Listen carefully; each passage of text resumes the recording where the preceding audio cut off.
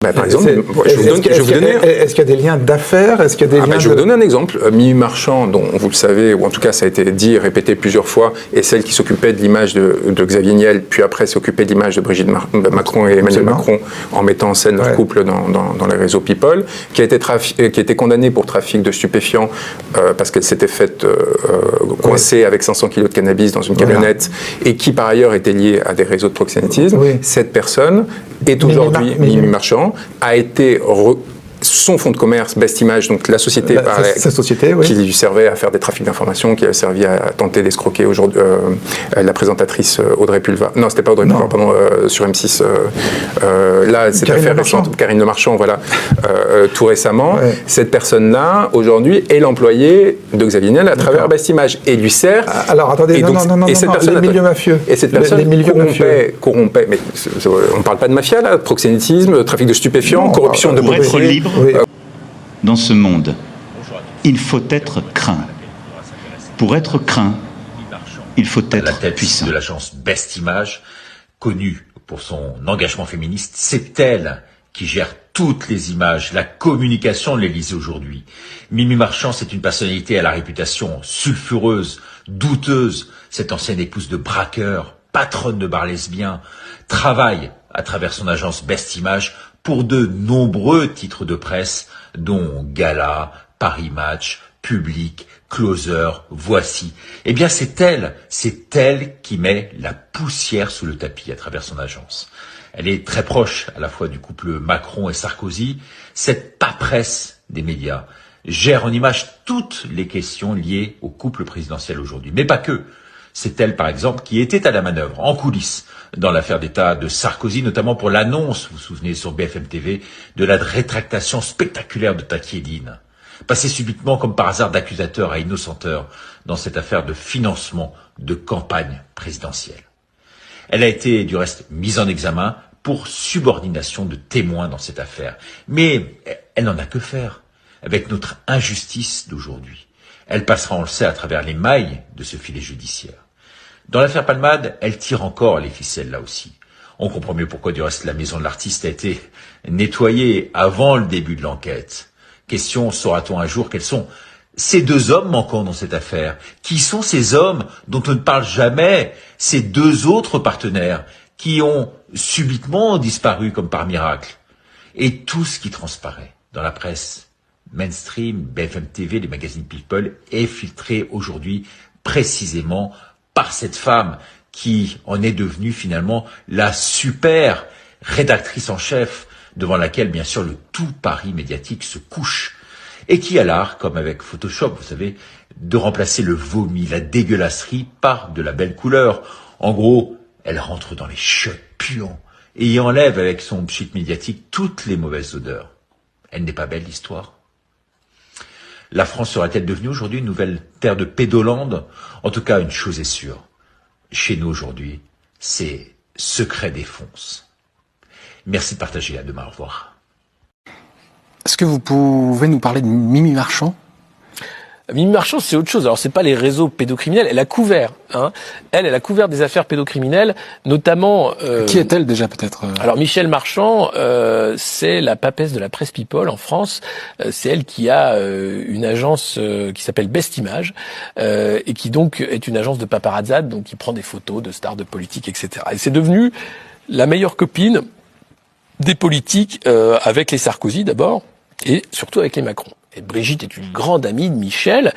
Mimi Marchand, avant cette carrière dans la photo, elle a fait carrière dans la nuit parisienne et elle et son mari tenaient un lieu qui s'appelait le Garage, qui distribuait à peu près toute la coke au tout Paris. Et elle avait été notamment arrêtée pour pas la coke, mais je crois que c'était le cannabis à l'époque, et elle a fait de la prison, où elle a rencontré d'ailleurs Xavier Niel, qui était lui en prison pour proxénétisme à l'époque, Xavier Niel, hein, qui est maintenant le patron de Free et d'Iliade, et donc Mimi Marchand, c'est quelqu'un qui était, soit elle a travaillé avec la police pour l'information, enfin une sorte d'indic sur le Val, donc elle a pu s'en sortir comme ça, soit elle a suffisamment de dossiers sur tout le monde pour pas être emmerdée. Et quand Macron arrive au pouvoir, elle est comme ça dans le bureau, à la première élection, dans le bureau du président de la République, comme ça, C'est-à-dire, on a gagné. C'est vous dire la collusion entre une sphère du pouvoir et la sphère du grand banditisme. Et donc, elle est toujours là. Elle est aussi citée dans l'affaire du financement libyen de la campagne de Nicolas Sarkozy, puisque elle a, avec un journaliste de Paris Match, organisé toute une prise de parole de Takedine, qui est un des témoins clés, qui est revenu sur ses déclarations. Enfin bref, c'est rocambolesque. Hein. Et donc, elle est toujours très proche de cette affaire de Sarkozy. Et elle avait couvert. Donc elle est très bien payée pour ça. Elle avait fait étouffer une affaire de pédocriminalité d'un des fils d'un des grands criminalités qui concernait Jérémy Ladret de la Cherrière, qui est le fils de Marc Ladret de la Cherrière, qui est propriétaire de Fimalac, qui a financé la campagne de Fillon, qui est proche de tous les pouvoirs, et lui avait été arrêté pour possession de matériel pédopornographique, et donc il n'est pas allé en prison évidemment, il a fait une peine aménagée, et donc elle avait à l'époque tout fait pour que ça ne sorte pas dans la presse, etc. Bon, il se trouve que Jérémy a replongé, là cette fois-ci il est en tôle, c'est son ex-femme qui a porté plainte. Le mec est un grand malade. Mais à l'époque, Mimi Marchand avait été payée pour faire en sorte que cette affaire n'éclate pas dans la presse. Donc voilà, c'est le pouvoir qu'elle peut avoir sur cette sphère politico-médiatique où finalement on choisit de quoi on parle et parfois on peut payer pour qu'on ne parle pas d'une chose ou d'une autre. Comment vous expliquez que finalement ce sont ces gens-là qui arrivent au pouvoir ? Comment vous expliquez que des personnalités avec ce genre de problèmes finalement psychiques, on peut dire, ou de maladies puissent arriver à des postes de responsabilité ?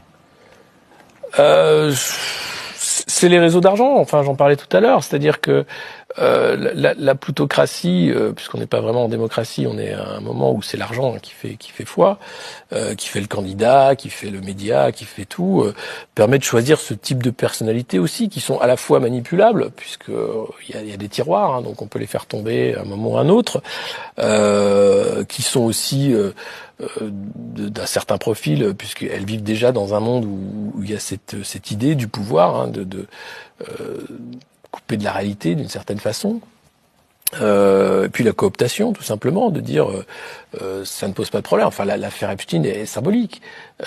Cette personne aurait dû être éjectée même des cercles oligarchiques. Il y était encore totalement invité. Il y avait entièrement sa place après sa condamnation en Floride. Selon James Arch, la reine de la nuit était à l'époque protégée. Il faut vous dire que j'ai appris que c'était une des meilleures indiques de la police française. Qu'elle en a envoyé pour quelques centaines d'années. En prison, vous voulez dire ? Oui. On dit qu'elle était aussi proche du milieu voyou. On peut pas être plus proche du milieu voyou quand on est indique. Ça va de soi. Michèle Marchand, elle, dément formellement avoir été informatrice de la police. Nous avons pu rencontrer un truand qui l'aurait bien connu. Il se souvient bien de cette petite blonde, aussi à l'aise avec les grands voyous qu'avec ceux qui les traquent. Parlez-moi un peu de votre curriculum vitae. Je suis soi-disant fiché au grand banditisme. Je le confirmerai jamais. Son casier judiciaire, en tout cas, raconte le parcours d'un bandit de haut vol. Pas tout à fait rangé des bécanes, l'homme exige l'anonymat. Mimi, quand est-ce que vous l'avez éventuellement côtoyé ? À quelle époque ? Je l'ai connue dans les années 80, on va dire, mi-80. À l'époque, elle était un petit peu dans le milieu, elle a fréquenté on va dire des voyous. Du grand banditisme. Oui, le grand banditisme, oui. Elle s'est pas coquinée avec des petits personnages. On peut dire que c'est une affairiste. Elle était surtout intéressée, je pense, comme tous les gens qui sont dans ce milieu, par l'aspect financier de la chose. En 1986, elle va connaître pour la première fois la prison pour des chèques sans provision. 1988, retour derrière les barreaux pour 2 ans cette fois. À sa sortie, elle épouse Maurice, profession braqueur. Avec lui, elle va repasser par la case prison. En 1994, Mimi est arrêtée au volant d'une fourgonnette dans le sud de la France, en provenance du Maroc. À bord, 500 kilos de hashish. Condamnée pour trafic de stupéfiants, son mari écope de 6 ans. Elle va passer à peine 2 mois en détention.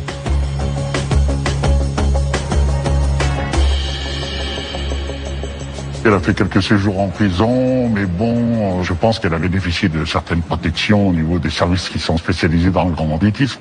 BRB, BRI? Voilà, tout à fait, oui. Quand on fréquente des policiers de haut rang, c'est pas pour juste aller boire un café avec eux. « 30 ans plus tard, elle a toujours des liens avec les policiers. Elle en récolte des infos, des scoops et parfois des problèmes. Comme avec cette photo, 2 amants interpellés après avoir provoqué la chute du lieutenant d'Emmanuel Macron.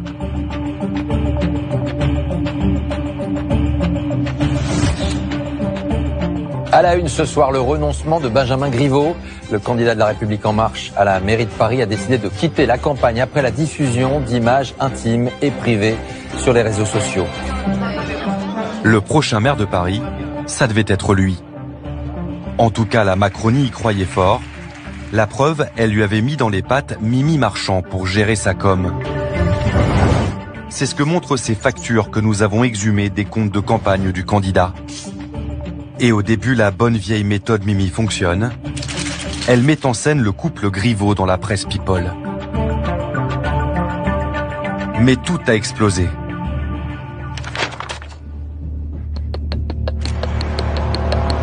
À cause d'eux, Alexandra de Tadeo et Piotr Pawlinski. On ne parle pas de mafia, là, proxénétisme, trafic de stupéfiants, corruption de policiers, corruption de policiers. On parle de délits pénaux, répréhensibles. Quand vous avez des liens avec des policiers que vous achetez pour avoir des informations sur des procédures et ainsi de suite, c'est que vous êtes dans la constitution d'un système mafieux. Xavier Niel lui-même, vous le savez, une partie de sa fortune, petite, s'est appuyée sur l'exploitation de sex shops dont il a été révélé qu'ils accueillaient des prostituées. Il y a combien de temps? Ça, c'est du proxénétisme. C'était au début de sa fortune, dans les années 90. Oui, et il y a 35 ans. Non, pardon. Non, il a été arrêté en 2001, dans mon souvenir, 2002. Il y a 25 ans. Oui, il y a 25 ans. Oui, donc, voilà. Et aujourd'hui encore, il emploie des trafiquants. Oui. Comme Mimi Marchand et d'autres. Donc, c'est pas quelqu'un qui a rompu avec ces espaces, non?